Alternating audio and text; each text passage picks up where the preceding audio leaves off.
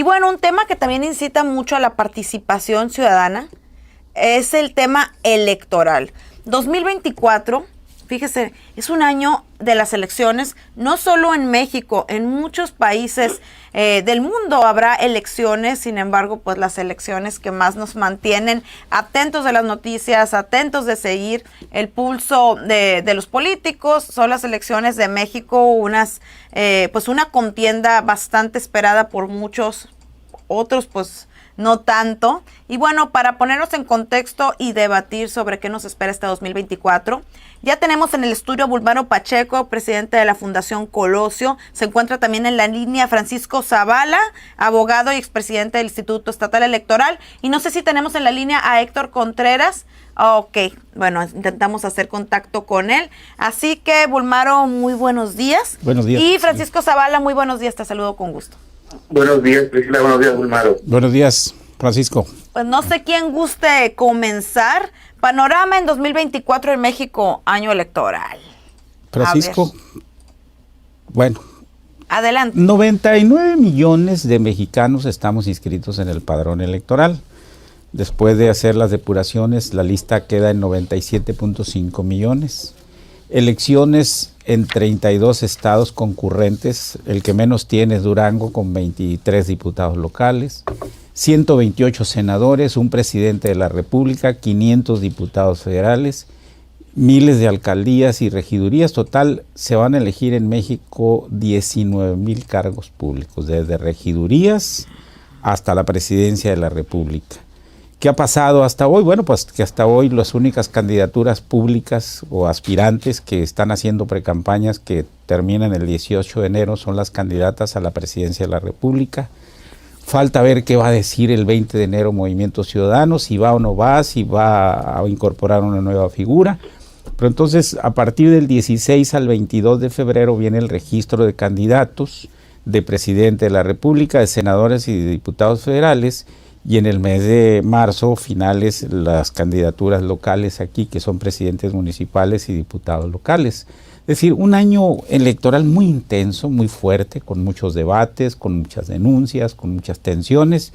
Para local creo que apenas estamos viviendo una reunificación y una preparación de los organismos electorales. Y ojalá que sea una elección limpia, transparente, que el Estado mexicano respete a los contendientes, que no se meta, y que realmente ni los poderes locales ni estatales obviamente tengan injerencia directamente para evitar las denuncias, para evitar la violencia y para evitar las tensiones. Ha habido pues bastante, con todo y que las campañas no inician formalmente y esta precampaña, pues parece que fue un 2023 de pura precampaña, Zavala. Sí, coincido, Priscila, con tu análisis. Yo más o menos traía por ese camino el mío, en el sentido de que tenemos desde mayo, junio, más o menos, una campaña presidencial por lo menos ya abierta, con candidatas, en este caso ya definidas. Ahorita lo comentaba Bulmaro, Movimiento Ciudadano se le cayó su candidato presidencial, pero por el lado de Morena tenemos a Claudia Sheinbaum, por el lado de PAN, PRI, PRD ya tenemos a Xochitl Gálvez. Entonces vemos campañas adelantadas, pero en ese tema de campañas adelantadas, porque básicamente en la praxis ya son candidatas presidenciales, vemos también un desgaste, vemos campañas desangeladas para cerrar el año. Yo veo un tema ahí que no han prendido las campañas electorales, mucho menos en la primera fecha de diciembre, y que la gente lo que menos nos interesa es la política. Creo que entrando el año, usted lo comentabas, en este 2024, habrá que regionalizar las campañas electorales, tendrán que salir los teloneros o a las teloneras, quiénes van a encabezar las candidaturas al Senado, quiénes van a encabezar las candidaturas a las presidencias municipales, a las diputaciones locales, a las diputaciones federales, porque le falta ese ingrediente regional a la campaña presidencial, por lo menos en Sonora, Priscila. Bulmaro, ¿cuál sería ese ingrediente? Bueno, lo que dice el maestro Zavala tiene razón. Lo que le da sabor así a las competencias son las candidaturas municipales en los pueblos es la candidatura que más interesa. Ni Claudia Sheinbaum, ni Xóchitl Gálvez, ni el Movimiento Ciudadano, el que te resuelve la recolección de basura, que haya agua, que haya seguridad, que el pueblo esté limpio. Esa es una de las candidaturas que más emocionan. Obviamente, los poderes se tienen que renovar: 33 diputados en Sonora, 72 ayuntamientos, 7 diputados federales. Y yo creo que aquí, como dice el maestro Zavala, es que las campañas ahorita no están sobre propuestas concretas porque la autoridad electoral las limita. A partir del 1 de marzo empieza formalmente la campaña federal, senadores, diputados federales y presidente de la República. Y 45 días antes de la elección, o sea, en el mes de abril, en el caso de los locales, los diputados federales, ahí es donde va a venir el verdadero sabor político de las campañas, porque la gente ahorita está juzgando a nivel de conocimiento de las candidaturas a la presidencia, pero está especulando quién va al distrito 20, quién va al tercero, quién va al quinto, y eso le está dando otro perfil a la elección hasta que no tengamos. Yo creo que las federales ya a finales de enero, las locales en marzo. Entonces habrá un ingrediente que le venga a sumar la emoción que dice el maestro Zavala y que conecte con la gente, porque ahorita las encuestas registran solo el nivel de conocimiento, no el sentimiento de la gente. Se va a juntar el sentimiento cuando te desencante o te anime mucho quién va a ser la candidatura local en Hermosillo, en Guaymas, en Nogales, o para diputados locales, o a quién le puedo... Las reelecciones también. Las reelecciones que ya están en proceso. Y la sorpresa de quienes se habían mantenido quizás un poco fuera del aire y que de repente reaparecen. Bueno, pues así es la política. Decía Octavio Paz que la historia es una caja de sorpresas y es lo que estamos viviendo. En la política puedes esperar todo, pero por fortuna alguien dijo va a depender del voto de la gente y la gente seguramente va a decidir quién sí y quién no en el proceso electoral del 24. Zavala, mencionabas un punto interesante sobre el hecho que la autoridad electoral es quien se encarga de regular pues que los candidatos, o bueno, los posibles candidatos o los posibles aspirantes y cualquiera que trabaje con ellos, pues no viole la ley electoral en la medida que utilicen sus espacios públicos para hacerse campaña. Sin embargo, fue esto un comportamiento recurrente que estamos viendo en las diferentes oficinas de gobierno de todos los niveles y también los espacios. Y ya hemos visto algunas llamadas de atención incluso al presidente de la República por utilizar su conferencia mañanera precisamente para promocionar a su candidata. Priscila, se dice que es la elección más grande en la historia de México, pero creo que también el análisis por parte de las autoridades electorales no puede quedar al margen. Te lo digo como ex autoridad electoral. Veo un Instituto Nacional muy debilitado. Creo que va a ser el instituto, el INE, más débil que va a tener la historia de México. Vemos que no han podido nombrar al secretario técnico en el INE, no han podido nombrar a los directores encargados de una manera dirigir parte del Instituto Nacional Electoral. Han estado con solamente encargados de despacho. Esto lo comento al auditorio, me refiero al INE a nivel nacional. Y también la máxima autoridad, que es la Sala Superior del Tribunal Electoral del Poder Judicial de la Federación, donde terminan todas las quejas, todas las denuncias, todas las demandas por parte, ya sea llámese de una autoridad local, llámese de una autoridad federal, llámese de la Presidencia de la República. Ha estado incompleto hasta ahorita. Si mal no recuerdo, faltan 2 magistrados electorales. Hubo un mini complot al interior del seno del Tribunal Electoral, donde tumban los mismos magistrados al magistrado Mondragón, que es el presidente de la Sala Superior, y nombran a Mónica Soto, una magistrada electoral de Baja California, en un complot interno, pudiéndole llamar de una manera, ¿no? Entonces, ¿qué vemos, Priscila, maestro Bulmaro? Vamos a tener la autoridad o las autoridades, llámese administrativas, en este caso judiciales también, más débil en la historia de México, y eso debe preocupar al momento de que califiquen la elección, Priscila. Bulmaro, Tiene razón, es decir, es preocupante lo que está pasando en el INE, donde Guadalupe Tadei no ha podido consensar el nombramiento de 8, cuando menos 8 directivos, y estamos a entrar a punto los 5 meses para la elección, algo inédito en México. El conflicto interno en el Tribunal Federal Electoral. Sí, las elecciones del 94, 97 para acá han sido creíbles porque ya no las maneja el gobierno, las manejan instituciones como el Instituto Estatal Electoral, el INE y el Tribunal Electoral. Pero ha habido en los últimos años agresiones directas al INE. El presidente no le quitaba el guante de la cara al expresidente del INE cada rato. Se meten en materia del Tribunal Federal Electoral, se meten en el nombramiento de ministros de la Corte en forma de desprestigiar la institución, y eso no ayuda en nada a que esperemos un proceso electoral tenso. Por eso se habla de elección de Estado. Una elección de Estado que en México no existe desde 1976, que irónicamente, no sé si habías nacido tú en ese año, son 47 años, bueno, que se dio porque no hubo candidato de oposición, fíjate.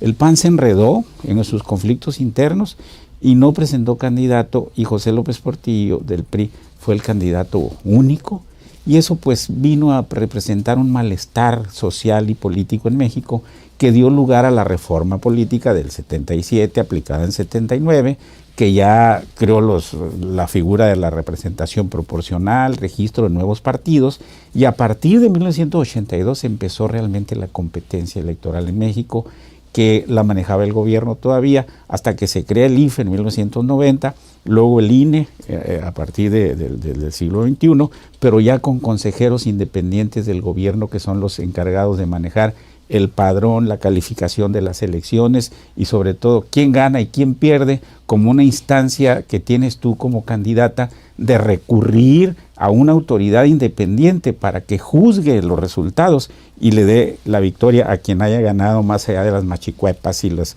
compras de votos y las triquiñuelas que se han utilizado en México por todos los partidos.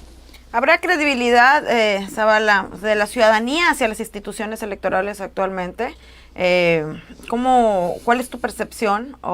Creo que hasta el momento, Priscila, a la gente no le interesa en este momento. Es más, y casi te puedo asegurar que no saben quiénes son ni de la presidenta ni los consejeros. ¿Qué ve la ciudadanía? ¿Qué vemos la ciudadanía? Pues vemos campañas. La gente no distingue los calendarios electorales, la gente si ve un spot presidencial y el spot a lo último termina dirigida a militantes y simpatizantes del movimiento X, la gente lo que ve son las campañas. La gente no cree actualmente en las autoridades electorales. Tampoco cree en los políticos, pero no cree, a tu pregunta, en las autoridades electorales. Si esta elección, no voy a meterme en el tema de debate ahorita con un Olmaro de las encuestas, pero todas las encuestas sale arriba por alto margen Claudia Sheinbaum. Lo preocupante para México, para los ciudadanos, para las mismas autoridades electorales, al momento de que se llegue a cerrar la elección, si eso pasara, eso iba a preocupar mucho a las autoridades electorales y lógicamente a nosotros los ciudadanos, por la poca credibilidad que tienen ahorita, como decíamos, el INE, la Sala Superior del Tribunal Electoral, porque están debilitados a la parte interna, no han podido arreglar la situación interna, las cuotas de poder de los magistrados, las cuotas internas de los consejeros, tienen todavía pero muy poco tiempo para arreglar esas pugnas internas, y que en su momento, no solamente el día de la elección, sino antes del día de la elección, empiecen a dar certeza para que llegado el día de la elección y posterior al día de la elección, que cuando tienen las impugnaciones, tengan la credibilidad necesaria. Si no, los partidos políticos, los políticos y los candidatos se los van a comer vivos. Olmaro. Bueno, La credibilidad está en todas las instancias del poder. ¿Por qué? Bueno, porque tenemos una ciudadanía ahora muy bien informada, que cada rato está atenta a los escándalos, participando. Aunque sean activistas de sillón, desde el sillón de su casa, nomás leyendo comentarios a una red social, pero no se quedan callados. Pero no se quedan callados y tienen poder de opinión. Lo preocupante, a nuestro amigo Zavala hay que decirle, es el alto nivel de abstencionismo, particularmente en Sonora, que lleva varios años con elecciones donde está en el último lugar de participación. Mientras Campeche, Tabasco, Chiapas tiene el 77, 78% de participación, Sonora anda en el 40 y entre el 50. ¿Por qué? Esa es una pregunta que no se han hecho todavía ni las autoridades electorales ni los partidos políticos, y parece que no hay una estrategia para emocionar al elector. Lo vamos a ver ahora, porque ahora hay muchos candidatos que van a surgir de procesos de reelección en el Congreso local y en los ayuntamientos, pero sí es importante que esta credibilidad que se ha incrementado, falta de credibilidad que se ha incrementado en los partidos y en los candidatos, pues tenga una respuesta del sistema con candidaturas más competitivas, que provengan más de gente que se ha esforzado, que ha trabajado, que no tiene mancha, que no tiene, como dicen luego, cadáveres en el closet, y que realmente transmitan al ciudadano un mínimo de capacidad para el cargo en el que lo están eligiendo. ¿Qué ha pasado?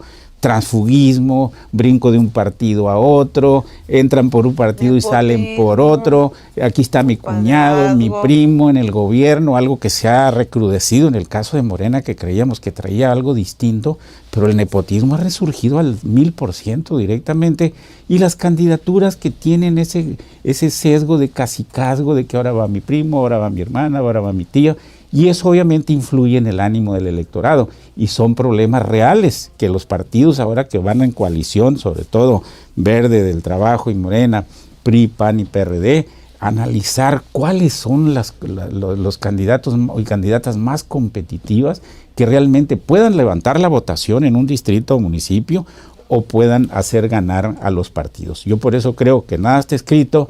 Más allá de lo que digan las encuestas con ventajas infladas y demás, está el sentimiento de la gente y a una cultura de oposición que se está incrementando en estos momentos. Zavala, para concluir. Hay una ventaja, Priscila, maestro Bulmaro, en el sentido que pueden tener los ciudadanos, que podemos tener. Vienen las campañas en redes sociales, las campañas de aire, donde la ciudadanía, como decía ahorita Bulmaro, va a estar más informada si verdaderamente el candidato X puede traer buenas propuestas innovadoras y sobre todo lo que decía también Bulmaro, el perfil que va a tener el candidato o candidata. Es difícil en estos momentos porque ciertos grupos políticos han secuestrado los mismos partidos para que salgan caras nuevas. Es muy difícil, si no son políticos o funcionarios del gobierno que los puedan lanzar y que ahorita estén más o menos visibles, es muy difícil que un candidato que venga que emane de la sociedad, que sea un ciudadano como ciudadano con ciertas características, que no tengan muertos en el closet o cosas de ese estilo, que pueda despegar en estos momentos. No hay que desconfiar de que esto pudiera pasar, pero sería muy, muy difícil que pasara, que sería lo idóneo. Entonces, volvemos al tema de las redes sociales. Tenemos los ciudadanos una gran ventaja: enterarnos de sus propuestas, de su perfil, para que lleguen mejores ciudadanos a la política. ¿Conclusiones, Bulmaro? Bueno, mira, ¿por qué hay 9 partidos en Sonora y 7 en México? Porque el PANAL y el PES tienen registro local y no tienen nacional. Hace 3 años hubo redes sociales progresistas, Fuerza México y otro partido que desaparecieron porque no obtuvieron el 3% de la votación. Las alianzas en ese caso llevan ese ingrediente. Yo me alío contigo, pero garantízame mi 3%, que si en una elección nacional votamos 50 millones, pues 1,5 millones de votos necesitas para conservar el registro, porque si no lo pierdes. Ya le pasó al Partido del Trabajo en el 2015 y el PRI lo ayudó con 15,000 votos en Aguascalientes para que completara el 3%. Le pasó a esos partidos a nivel nacional, al PES y al PANAL, y le pasó a los 3 nuevos que venían como el último grito de la moda de partidos políticos hace 3 años. Creo yo que ahí está el detalle mucho. Las coaliciones para bien, sí, pero con gente que te ayude a resolver los graves problemas que no están resueltos en México, como es el de la inseguridad y el de la salud. Y ahí sí que vengan con datos, cifras y demás, pero no están resueltos. ¿Por qué no están resueltos? Porque en México hay tensiones históricas que no han podido resolver muchos problemas, como el de la tierra durante muchos años, por ejemplo. Entonces sí creo que hace falta de las autoridades electorales y de los propios partidos candidatos más competitivos, pero también campañas de estímulo para que la gente sepa que el voto es el único instrumento que tenemos en México ahorita para cambiar la realidad. La violencia ya vemos que no ha sido vía, y tampoco otros mecanismos de lucha que por años se han larvado en México, que los últimos fueron en 1910, en 1929 y otras fechas, pero sí decirle, ciudadano, si quieres cambiar tu realidad, vota, porque si no te vas a quedar igual o peor que antes. Muchísimas gracias, Bulmaro. Muchísimas gracias, Francisco Zavala, por su participación esta mañana en Proyecto Puente.